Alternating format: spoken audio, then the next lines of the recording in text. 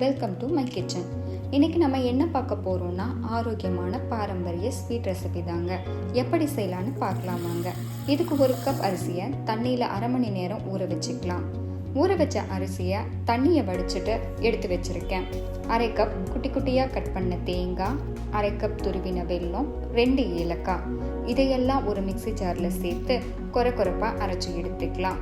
Fine பேஸ்ட்டாக அரைக்கக்கூடாது. நான் பச்சரிசி எடுத்திருக்கேன். நீங்கள் இட்லி அரிசி, சாப்பாட்டு அரிசி எது வேணாலும் எடுத்துக்கோங்க.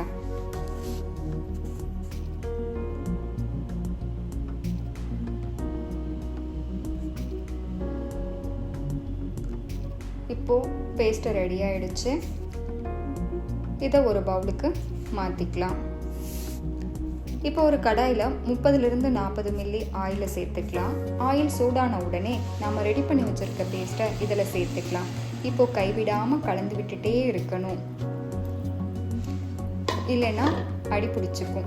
இந்த ஸ்வீட் செய்கிறதுக்கு அடிகனமான பாத்திரத்தை தான் பயன்படுத்தணும். நான் இரும்பு கடாய் எடுத்திருக்கேன். இதை பயன்படுத்தும் போது ஸ்வீட்டோட டேஸ்ட்டு ரொம்பவே நல்லா இருக்கும். இது உதிரியாக வர வரைக்கும் நல்லா கலந்து கொடுத்துட்டே இருக்கணும்.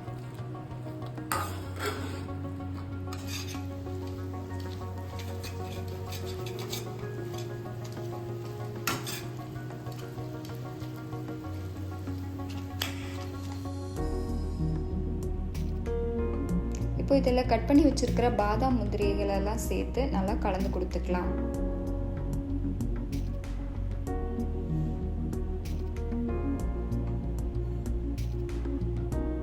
இப்போ ஸ்வீட் ரெடி. இதே மாதிரி நீங்களும் ட்ரை பண்ணி பாருங்க. தேங்க்யூ.